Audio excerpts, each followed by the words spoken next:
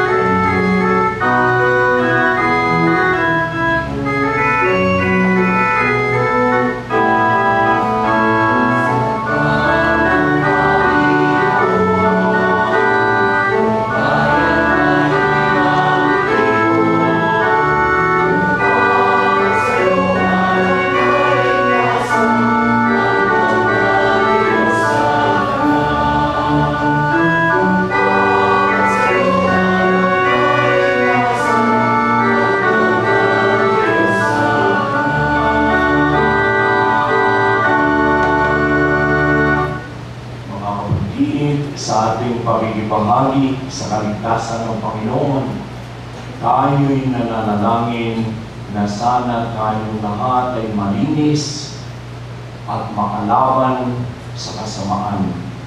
Gawin natin ito sa ngalan ng Ama, ng Anak, at ng Espiritu Santo. Amen. Sumainyo ang Panginoon. At sumainyo. Ang Panginoon ay sumasa atin sa kanyang mga sakramento, sa mga ginagamit niyang kasangkapan para sa ating kapakanan at ikabubuti. Tayong lahat noon ng binyagan, ginamitan ng tubig, likas na panglinis, upang sa kamay ng Diyos ang tubig na ito'y pati kaluluwa natin linisin. At batay sa binyag natin tinanggap, naroon yung ating paghangad, sana manatiling malinis, at kung dumudumi man, kung nagiging madungis man, tayo'y ulit maglinis. Kaya manalangin tayo. Ama naming makapangyarihan, nilaw mo pong sa tubig na bukan ng buhay at ang pagdulot ng kalinisan. Ang kalooban namin magkamit ng kadalisayan at ng iyong buhay na ibinibigay, iniibig po namin marapatan ng basbasahan ng tubig nito na ngayon nais naming mawisik sa aming katawan. Pagkaloob mong sariwain ito sa amin ang buhay na iyong ibinigay nung kami pinyagan. At ipagsanggalang naman ito sa lahat ng kasamaan ang aming buong katauhan upang makadulog kami sa iyo ng may kadalisayan sa ipagkakamit namin sa kaloob mong kaligtasan sa pamamagitan ng Jesucristo kasama ng Espiritu Santo magpasa walang hanggan. Amen.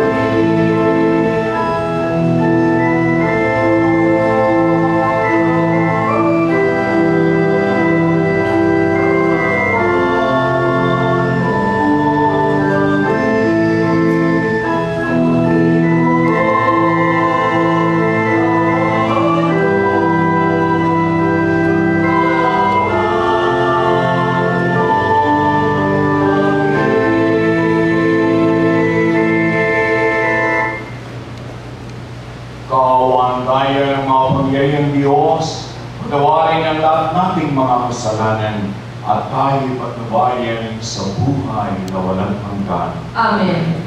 Walhati sa Diyos at kaitaasan.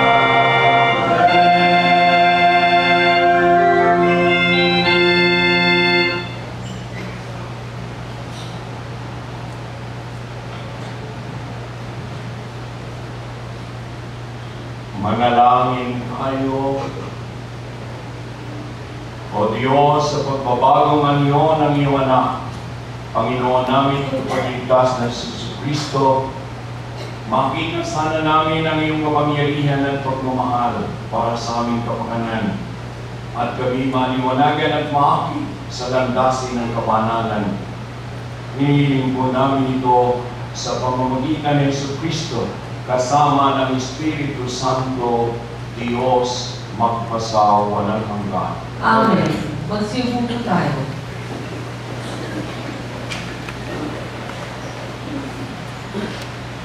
Pagbasa mula sa aklat ni Propeta Daniel. Habang ako'y nakatingin, may naglagay ng mga trono. Naupo sa isa sa mga ito ang isang nabubuhay magpakailanman. Kumikinan sa kaputian ang kanyang kasuotan at parang lantay na lana ang kanyang upo. Ang trono niya ay nagniningning. Ang mga gulong nito ay apoy na nagliliyab. Waring agos ng tubig ang apoy na bumubuga mula sa trono. Ang naglilingkod sa kanya ay 1,000,000, bukod pa sa milyon-milyong nakaantabay. Umanda na siya sa paggawad ng hatol at binuksan ang mga aklat. Patuloy ang aking pangitain. Ang nakita ko naman ay isang tila taong nakasakay sa ulap. Bumaba ito at lumapit sa nabubuhay magpakailanman. Binigyan siya ng kapamahalaan, ng karangalan at ng kaharian. Siya ay paglilingkuran ng lahat ng tao, bansa at wika. Ang pamamahala niya ay di matatapos at di babawiin at hindi mawawasak ang kanyang kaharian. Ang salita ng Diyos. Salamat sa Diyos.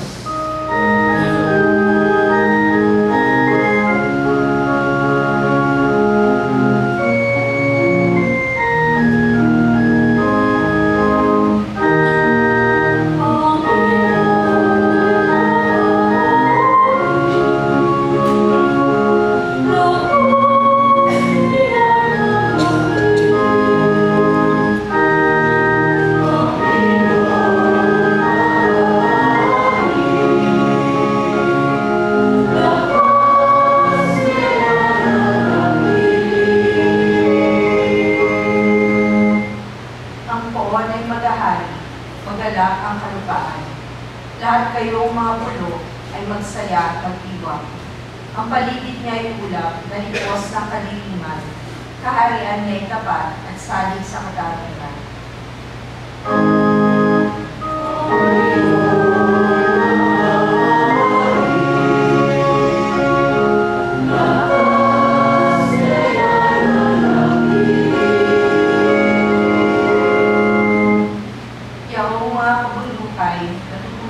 Parang bakit sa harapan ng dakilang Panginoon ng daigdig. Sa lahat ay nahahayag yaong kanyang katwiran. Sa lupa ay makikita ang kanyang kadakilaan.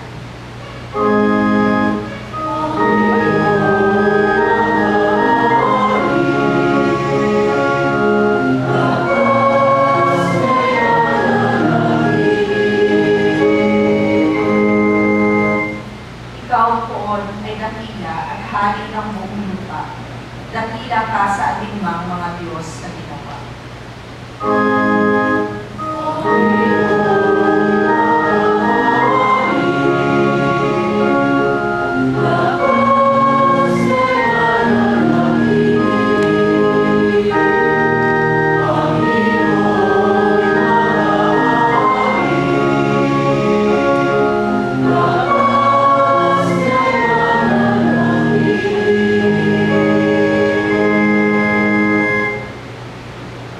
Pagbasa mula sa ikalawang sulat ni Apostol San Pedro. Mga pinakamamahal, ang ipinahayag namin sa inyo tungkol sa muling pagbarito ng ating Panginoong Jesucristo na puspos ng kapangyarihan ay hindi sa mga alamat na katahalamang ng tao. Nasaksihan namin ang kanyang kadakilaan na ipagkaloob sa kanya ng Diyos Ama ang karangalan at kapulitan. Ito'y nangyari nang marinig ang tinig mula sa dakilang kalwalhatian ng langit. ito ang pinakamamahal kong anak, siya ang lubos kong kinalulugdan. Narinig namin ito sapagkat kami kasama niya sa banal na mundo.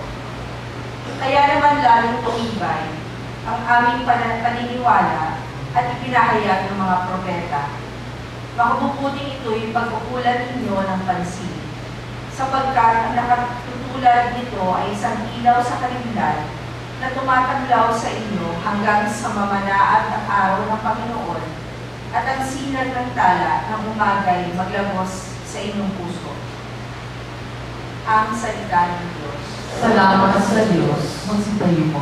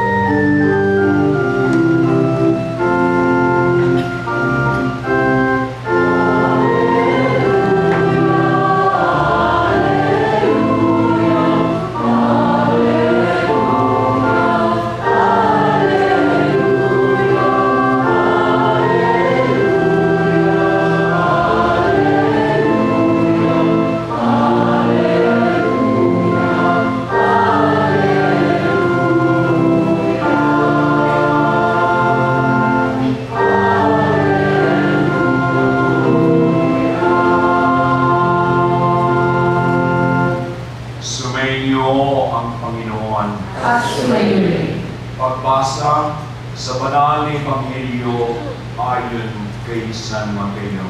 Papuri sa iyo, Panginoon.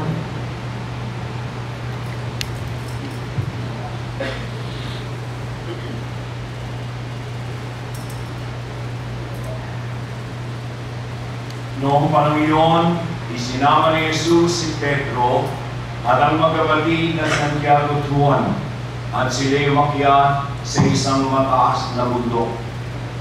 Samantalang sila'y naroon, nakita nilang nagbagong anyo si Jesus. Nagliwanag na parang araw ang kanyang mukha, pumuting parang busilak ang kanyang damit. Nakita na lamang at sukat ng tatlong alagad, sina Moises at Elias, na nakikipag-usap kay Jesus. Kaya't sinabi ni Pedro kay Jesus, Panginoon, mabuti pa'y dumito na tayo. Kung ibig ninyo, gagawa ko ng tatlong kubol. Isa sa inyo, isa kay Moises, at isa kay Elias. Nagsasalita pa siya nang liliman sila ng isang maningning na ulat. At mula rito may tinig na nagsabi, ito ang minamahal kong anak na lubos kong kinalulugdan.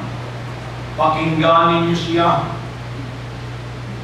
Ang mga alagad ay natakot ng gayon na lamang nang marinig nila ang tinig at sila'y nakasupasok.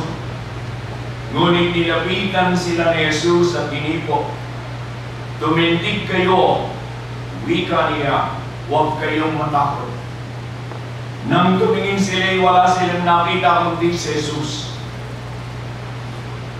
At habang bumababa sa bundok, iniutos ni Jesus sa kanila, huwag ninyong sasabihin kanino man ang pangitain hanggat hindi muling nabubuhay ang anak ng tao. Mga ginigiliw ang mabuting balita ng Panginoon. Pinupuri ka namin, Panginoong Jesucristo. Magsiupo po tayo.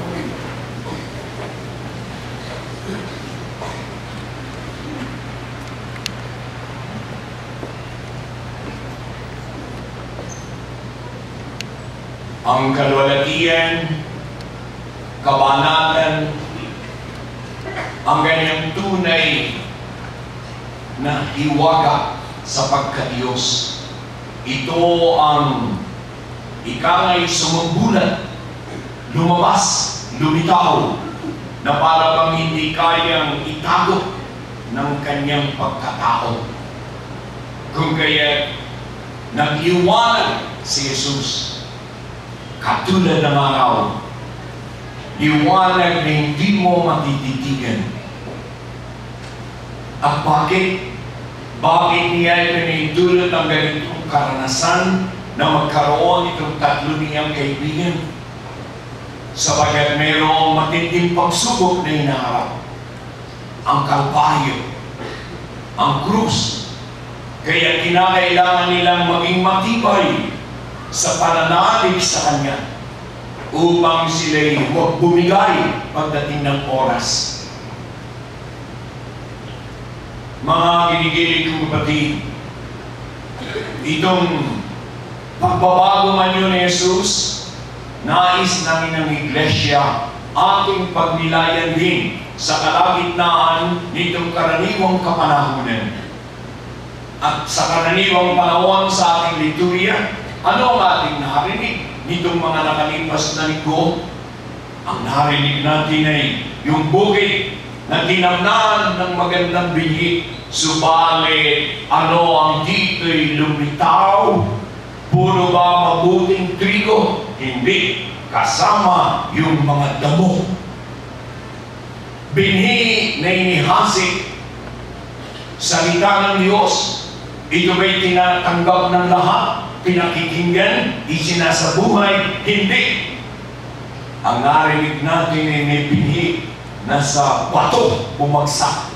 Doon ay walang tumutubo. May mga tao na hindi pinag-uugatan ng anumang salita ng Diyos. Meron namang binhi saan bumagsak sa manipis na lupa. Ningaskugan. Sa mandaling maganda ang ipinakikita, subalit walang ipinagtatagal. Mga binhi na doon sa dawagan, napakaraming ibang tumutubo, kaagaw, kaya ang salita ng Diyos hindi nagbubunga. Ano ba'y narinig natin nitong mga nalipas na linggo, karaniwang panahon? Alalaong baga, karaniwan sa ating karanasan sa buhay at sa daigdig na ito, ang magkahalong mabuti at masama. Yung lambat na ginawang pangliko upang lahat ng nasa tubig ay kunin. At ano ang nakuha? Lahat ba'y mabuting isda? Masamang isda, walang kwentang isda. Ngayon, maghagis ka ng lambat kahit saan. Makukuha mo plastic, basura. Karaniwan sa atin. Kung kaya napakaganda na tayo ngayon ay pinagpahiyagan kung ano yung naging isang tagpo na sa gitna ng mundong ito, na karaniwan ang pagsasama, coexistence of evil and good. Naroon si Kristo, ang anak ng Diyos, nagkatawang tao. Itong katawan natin na ito, alam ninyo, kanya-kanya tayo ng ika nga ay kahinaan ng katawan, karamdaman ng katawan. Katawang gamit sa kasamaan. Ito'y kay Jesus, naging sisiklan ng kanyang pagka-Diyos. At ang kalwalatian niya ito, ang lumitaw, ang nasaksihan. Sa atin ngayon, dito sa Pilipinas, lalo na sa Kamaynilaan, meron tayong isang karanasan na tayong lahat ay kabahagi. At ito yung papunta rito. Samantalang yung traffic mula sa Antipolo ay aking binubuno. Nakikinig ako kay Julius Babaw ini-interview si Archbishop Oscar Cruz. At ang kanilang pinag-uusapan ay ang kaso ni Monsignor Arnel Lagarejos. Si Father Arnel ay estudyante ko. Ka-eskwela yan ni Archbishop Soc Villegas. Yan ang mga 4 na taon na aking mga inalagaan at hinubog at tinurugan. Kung kaya ako'y personal na apektado sa nangyari na siya'y nadakip ng pulis at ang akusasyon with a minor trafficking, human trafficking. Alam ng ating mga abogado ni Judge, yan ay serious, very serious. Ngunit, meron kayong mapupuna. Dati-rati, hindi pinag-uusapan. Dati-rati, maaaring may alam din kayo mga kaso, tahimik. Ngunit ngayon, iba na. May kasong ganito, hindi sapagkat pari ang sangkot. Hindi dapat pag-usapan. Kahapon, kami nila Father Roberto Soriano, tinipo ko ang matatandang pari sa Silang Cavite. Nagkaroon kami ng priest day. The day before, may priest day ang buong diocese ng Imus. At ako rin ang nag-preside. Mga batang pari, sumunod na araw, mga matatandang pari. At ang tinalakay ko sa kanila ng diretsuhan ay ang kaso ni Monsignor Lagarejos sapagkat iyan ang nais ng inang iglesia na ang kasalanan ay hindi pinagtatakpan. Ang sakit, kung ito'y bibigyan ng lunas, kinakailangang harapin, suriin, tuklasin anong talaga ang katotohanan, anong talaga ang nangyari, bakit, upang batay sa ating kaalaman, makaiwas sa mga magiging katulad ng pangyayari. Kaya mismong tayo ay nagsimula na ng investigasyon at sinasabi nga ni Oscar Cruz, siya ang inatasan lahat ng ebidensya, kanyang nililikom, ipapadala sa Roma. Roma ang magdidesisyon kung siya batay sa ebidensya ay dapat tanggalan ng lahat ng kapangyarihan at gawain ng isang pari. At iyan ay hiwalay pa sa investigasyon ng pamahalaan ng ating pulisya, ng ating hukuman. Ang kanilang gawain hindi natin pinakikialaman. Subalit malinaw, una, hanap natin ay katotohanan. Ikalawa, na ang katarungan ang siyang pagsilbihan. At ikatlo, anuman ang lumitaw para sa atin, ang pag-ibig pa rin ng Diyos ang dapat na magtagumpay. Ang habag pa rin ng Diyos ang ating tinatawagan. Kahit kailan kasalanan, kasamaan, krimen ating tinatanggihan.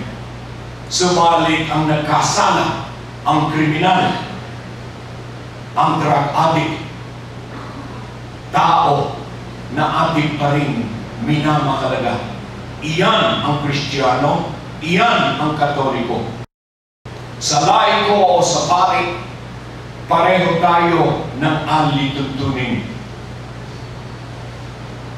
Kaya nga po sa parokyang dati ni Monsignor Lagarejos sa Cainta, nung ako'y magmisa roon na nakalipas na linggo, lahat ay walang kibo.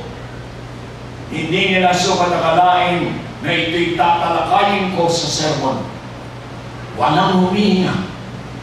Subalit kailangan na ito'y harapin at pag-usapan. Huwag magkunwari, huwag magpanggap, huwag magtakip.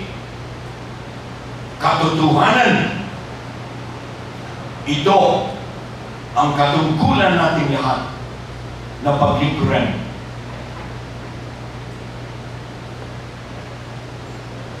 At pagkatapos ng misay, may mga parokyanong lumapit sa aming Senyor. Mabait po si Father Ranel, kilala namin. Salamat po. Nilinaw ninyo sa amin kung ano yung nangyayari. May nangyari. Hindi magandang nangyari. Masakit sa ating lahat ng pangyayari. Ang magagawa natin, magdasal tayo na ang katotohanan at katarungan ang siyang mapagsilbihan at tayo naman huwag kapusin at magkulang sa ating pagtulong sa panalangin. Yun po yun. Si Kristo'y nagbago ngayon. Siya lamang yung ganoong kasing liwanag ng araw.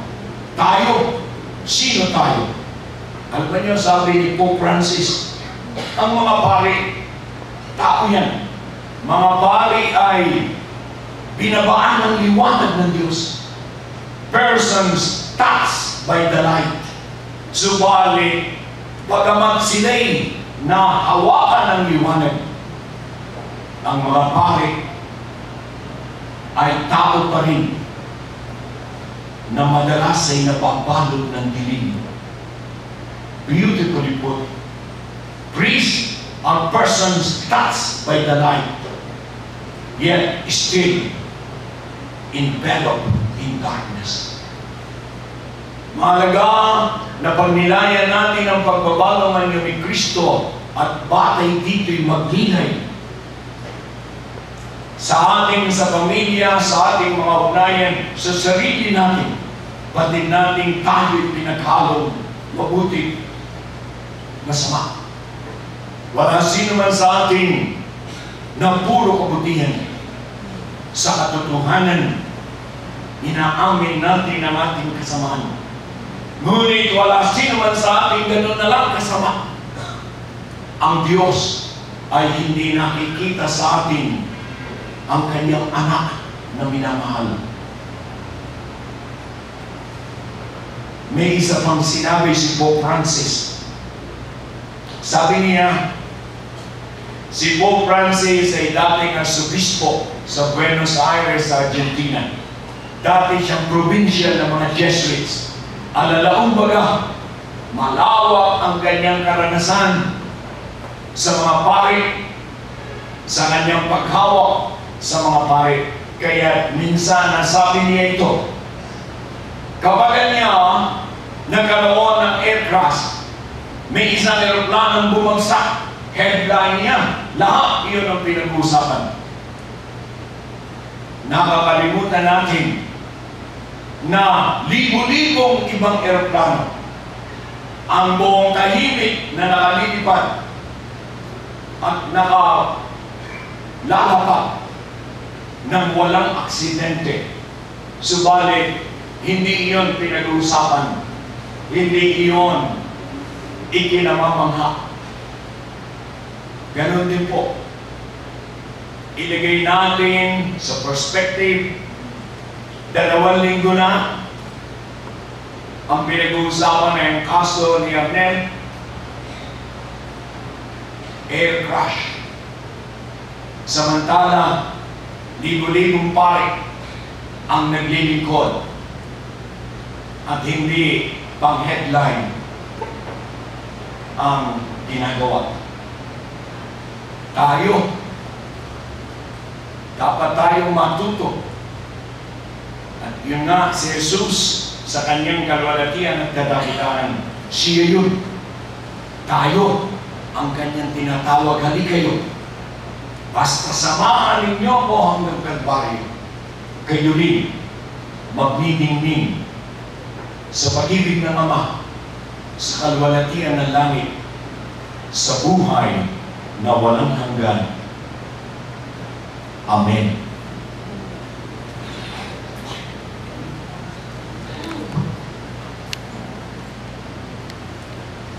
Magsitayo po tayo.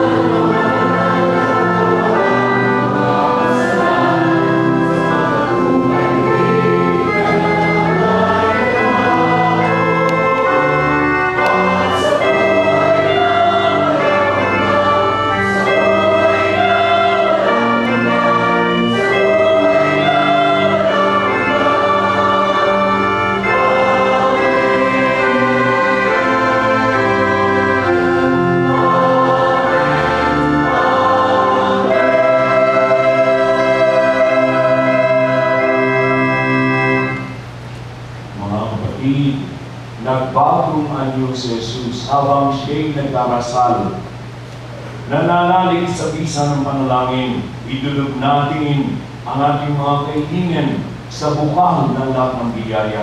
Sabihin natin, mahabaging Diyos, dinggin mo kami. Mahabaging Diyos, dinggin mo kami.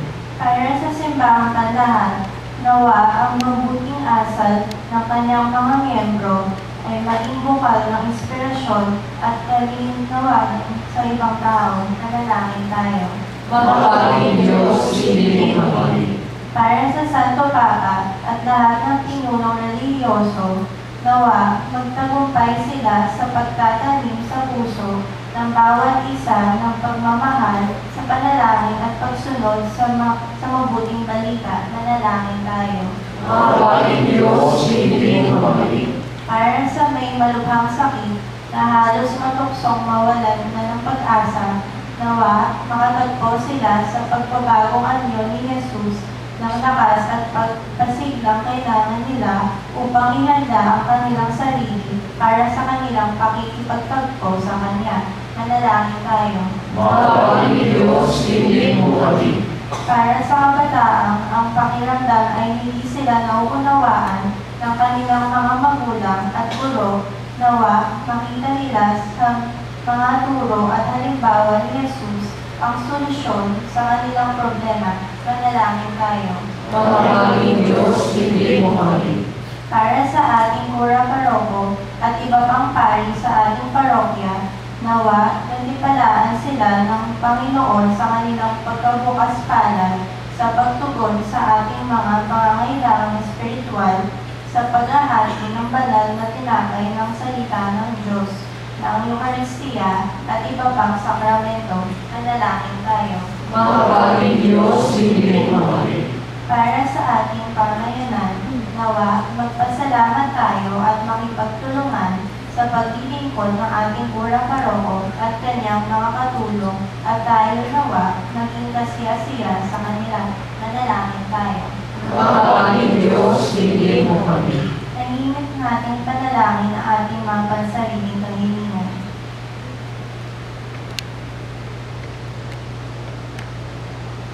Panginoong Diyos, itulad mo pong malugod kaming makinig sa turo ng iyong nagbagong ng iyong anak at ito'y sa buhay. Upang kami magalak sa kanyang presensya sa karya ng liwanag kung saan siya nabubuhay at nagahari magpakailanman. Amen. Magsiupo po tayo.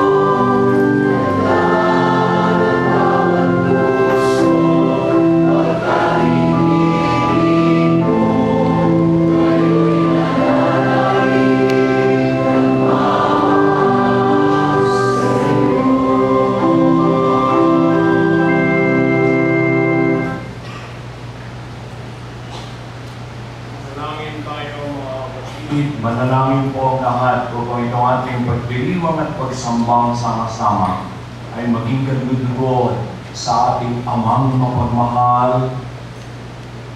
Tagapinawa ng Panginoon, ipagkakain sa iyong mga kamay, sa kapilihan niya at karamanas sa ating kapakinabangan at sa buong sabayan ng banal. Ama, ang mga hain namin naway maging banal sa liwanag ng bagong anyo ng anak mong mahal. Ang kadilimang dulot ng kasalanan sa amin ay maparam nawa sa sinag niyang maningning. Sa pamamagitan niya, kasama ng Espiritu Santo, magpasawalang hanggan. Amen. Sumainyo ang Panginoon. At sumayo din. Itaas sa Diyos ang inyong puso at diwa. Tinaas na namin sa Panginoon. Pasalamatan natin ang Panginoong ating Diyos. Marapat na siya ay pasalamatan. Ang manaming makapangyarihan, tunay kong marapat ikaw ay aming pasalamatan sa pamamagitan ng Jesucristo naming Panginoon. Ipinakita niyang siya'y maningning habang ang mga piling alagad ay nakatingin. Pinuspos niya sa kaliwanagan ang katawan niyang di iba sa karaniwan. Dito'y pinawi niyang mga takot ng mga alagad sa magaganap sa krus. Dito'y nilahat niya sa kanyang sambayanan ang magliliwanag ang tanan kanyang pinagmumuluhan. Kaya isa ng mga anghel na nagpupuri sa iyong malamampay sa kalangitan, kami po dito sa shrine ay nagbubunyi sa iyong kadakilaan.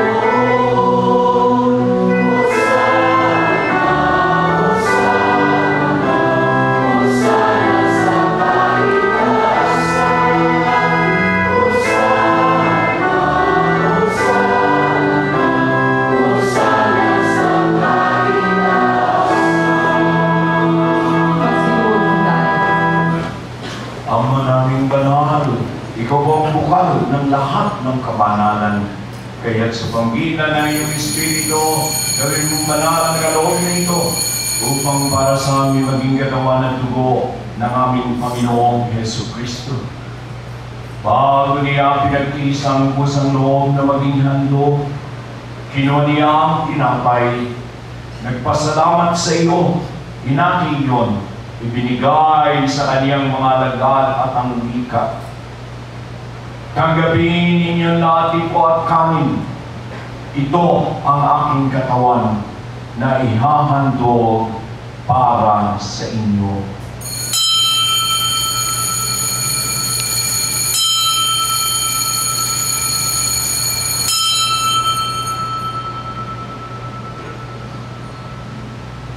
Kaya hindi naman matapos ang mapunan, kinuha niya ang kalis. Muling pasalamat sa iyo at binigay yon sa mga alagad at winika. Tanggapin ninyo lahat ito at inumin. Ito ang kalis ng aking dugo, dugo ng bago at walang hanggang tipan, na para sa inyo at para sa lahat ay bubuhos sa ikapagpapatawad ng mga kasalanan. Gawin ninyo ito sa pag-alaala sa akin.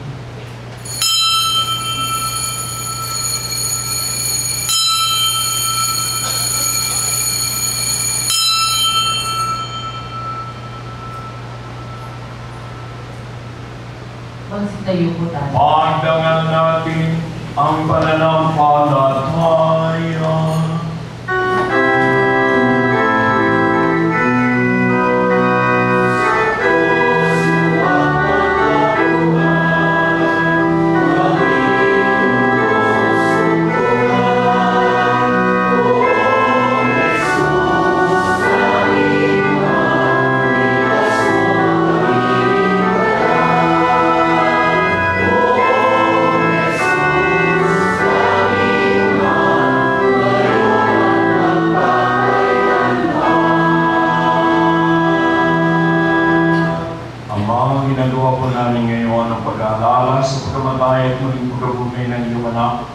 Kaya tinalay po namin sa iyo ang tinapay na nagbibigay buhay at ang kalis na nagkakaloob ng kaligtasan.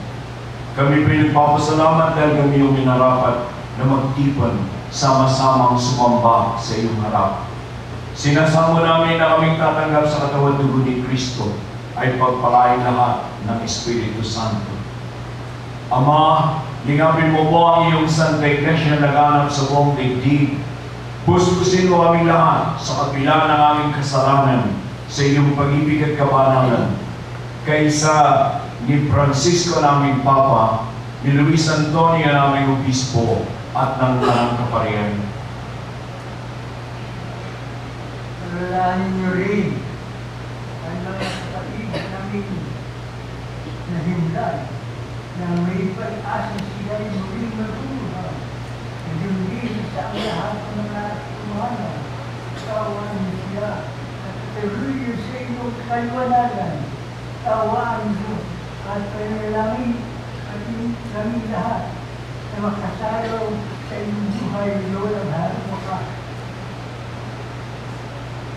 Kaysa ng mahaling Ihim Maria na ina ng Diyos, kaysa ng mga apostol at mga lahat na mga banal na namuhay dito sa daigdig ng kaludulod sa iyo.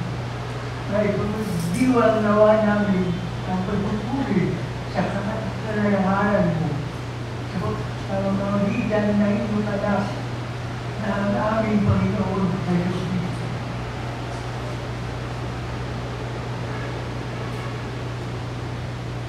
Sa pamamagitan ni Kristo, kasama niya at sa Kanya, O Diyos ng mga kapangyarihan, Ikaw ay pinupuri at pinagdarangal, kaisa ng Espiritu Santo, magpasa walang hanggan.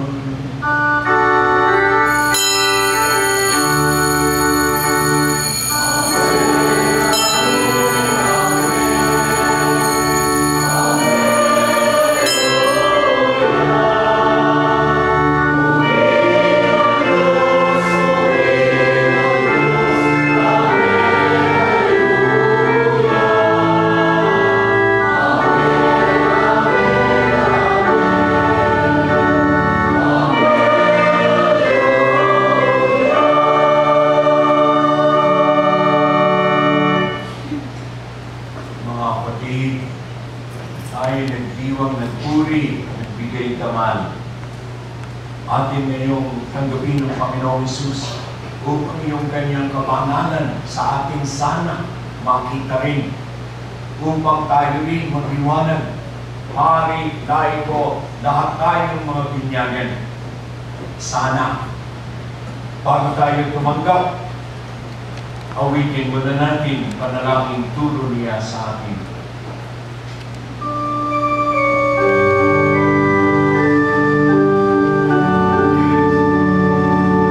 Sa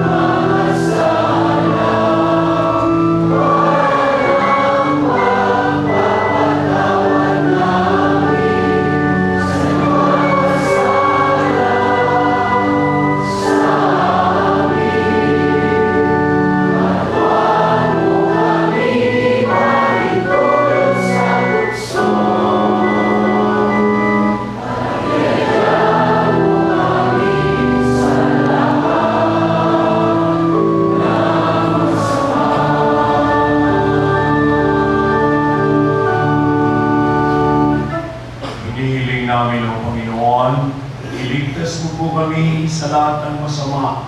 Pagkalooban mo kami ng kapayapaan, ng laban sa puso, kalinisan, kababaan loob, kagalakan sa aming mga tahanan, sa aming punsang bayanan. Samantalang ihintay namin ang masayang pagbabalik ni Jesucristo, aming manunubos.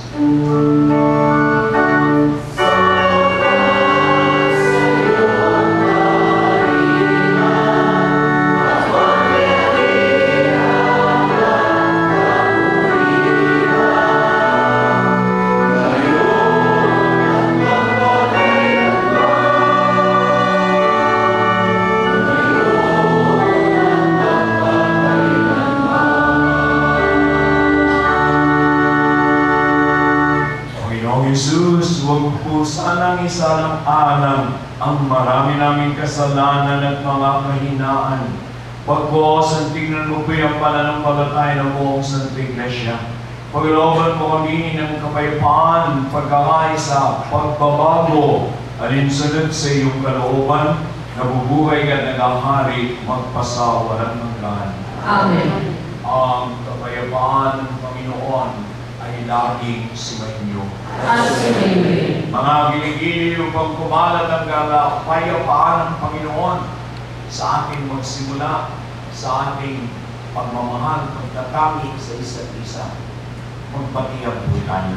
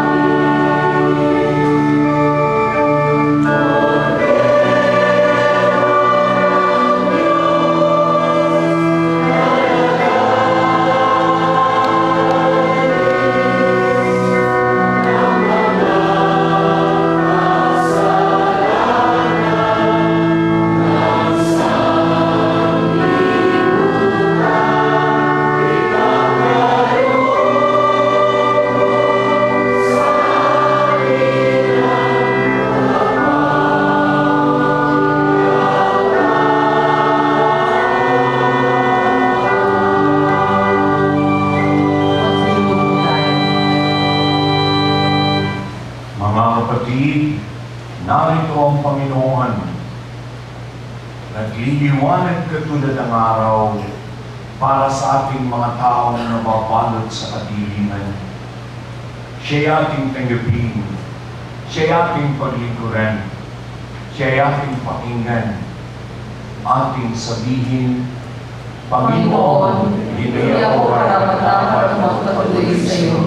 Ngunit sa isang salita mo lamang ay gagaling na ako.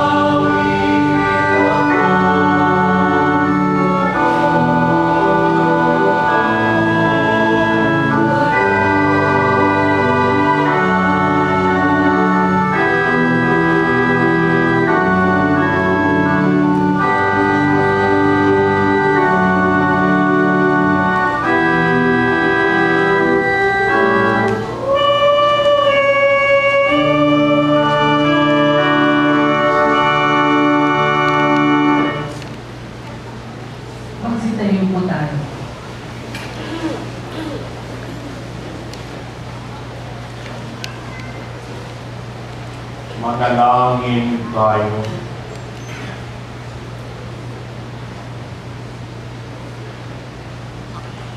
Ama naming mapagmahal, ang tinanggap po namin banal na komunyon ay siya namang magpabago sa amin sa pagiging kalarawan ng niloob mong mapagmalas ng pagliliwanag sa bagong anyo bilang aming tagapamagitan. Kasama ng Espiritu Santo, Diyos, magpasawalang hanggan. Amen. Magsiyon po ang lahat at ating sarili ng panalangin para sa kapayapaan. Panginoon, sa panahon ng pangangailangan, ay humihingi kami ng tulong, bunga ng aming pagkamulat sa nagbabantang pagkawasa ng kapaligiran ipinagkaloob ninyo sa amin. Bunga ng malawakang paglalaban ng ideolohiya sa iba't ibang panig ng mundo. Pagkalooban niyo kami ng sapat na lakas upang maipalagan ang makabutihan, katarungan, pagmamahalan at kapayapaan. Sa gitna ng labanan, ituro ninyo sa amin ang pagtutulungan, sa kasaganaan ang pagbibigayan, sa kalangitaan magkaroon po sana ng maayos sa pamumuhay.